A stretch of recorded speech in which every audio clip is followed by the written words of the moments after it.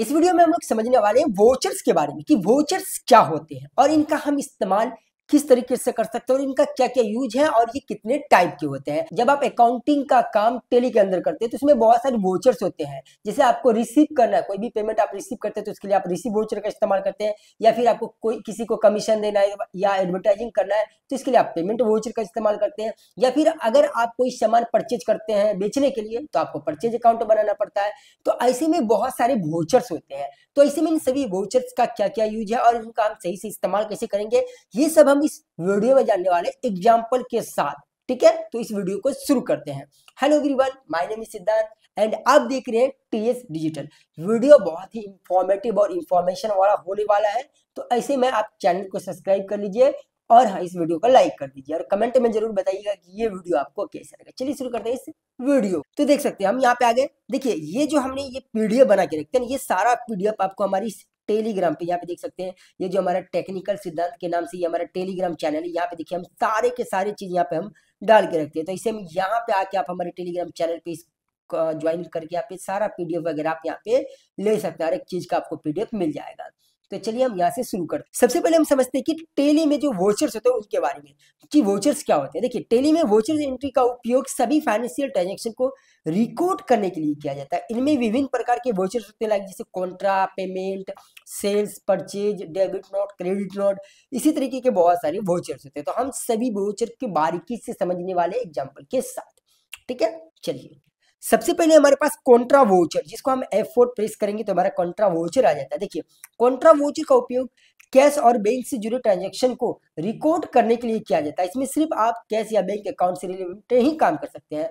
जब भी बिजनेस में जो बिजनेस का मालिक होता है उनके पास जो भी बैंक अकाउंट है या फिर उनके भी जो कैश है, वो या तो कैश या तो बैंक, ये जो भी ट्रांजेक्शन वो अपने में कर रहे हैं उनका वो जो वोचर एंट्री करेंगे वो कॉन्ट्रा के अंदर करेंगे। मान लेते कि हमारे पास मेरा एक एसबीआई का बैंक अकाउंट है, एक मेरे पास केनरा बैंक है और हमारे पास 4 लाख कैश है। तो अगर हम अपने ही बैंक में 2 लाख जमा करेंगे जो हमारे पास कैश है, तो उसके लिए हम कॉन्ट्रा वोचर का यूज करेंगे। या फिर अगर हम अपने एसबीआई से केनरा में, केनरा से एसबीआई में अगर हम ट्रांजेक्शन कर रहे हैं तो भी हमें यहाँ पे कॉन्ट्रा वोचर का इस्तेमाल करना पड़ेगा। तो यहाँ पे हमने एक एग्जांपल भी लिया है कि देखिए बैंक में कैश डिपॉजिट, यानी कि हम 50,000 रुपये बैंक में जमा करना चाहिए तो किस तरीके से करेंगे। तो यहाँ पे जैसे कि हम इसको डेबिट क्रेडिट कैसे कर सकते हैं, तो अगर हमारा कैश घट रहा है तो इसलिए हम इसको क्रेडिट करेंगे और बैंक में पैसा बढ़ रहा है इसलिए डेबिट करेंगे। ये हमने यहाँ पे एग्जाम्पल के साथ ये भी दिए हैं।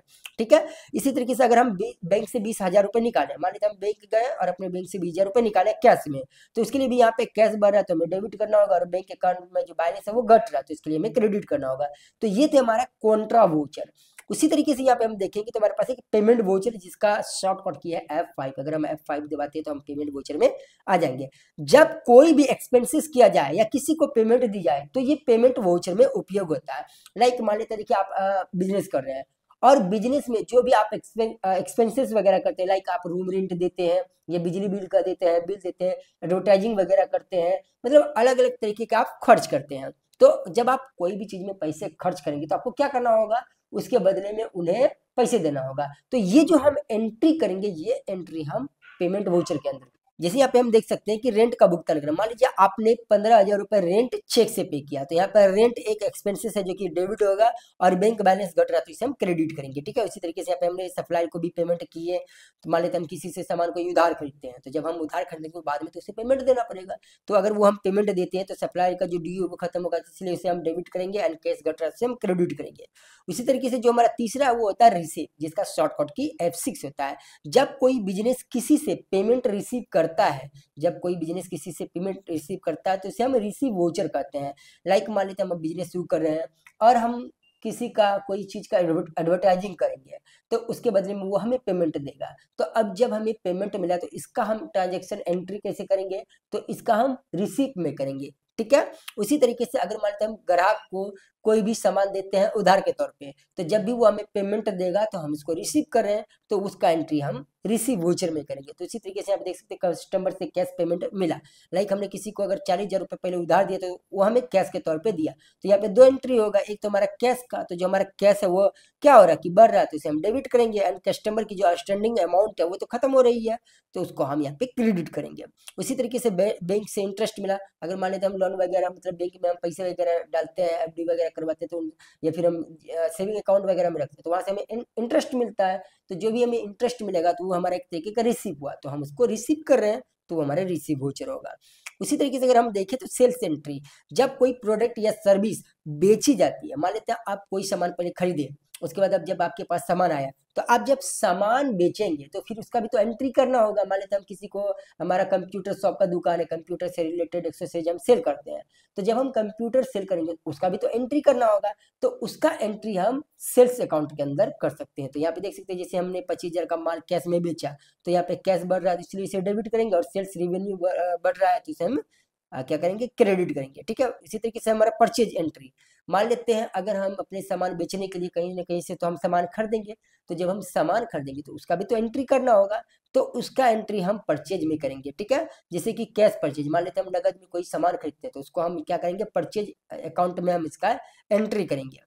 तो यहाँ पे देख सकते हैं, जैसे स्टॉक बढ़ रहा है तो हम स्टॉक को डेबिट करेंगे, और कैश घट रहा है तो इसे हम क्रेडिट करेंगे। उसके बाद एक है जनरल एंट्री। देखिए जनरल एंट्री में क्या होता है, जब कोई ट्रांजेक्शन कैश या बैंक से जुड़ा ना हो तो उसका एंट्री हम जनरल में करेंगे। Outstanding payment, prepaid expenses, depreciation, accurate income, interest payable, मान लेते हैं किसी का बकाया भुगतान करना है लेकिन वो किया नहीं, तो उसका एंट्री हम इसमें करेंगे। कुछ खर्च हो रहे हैं, अलग तरीके के खर्च हो रहे हैं, तो वो प्रीपेड एक्सपेंसेस में।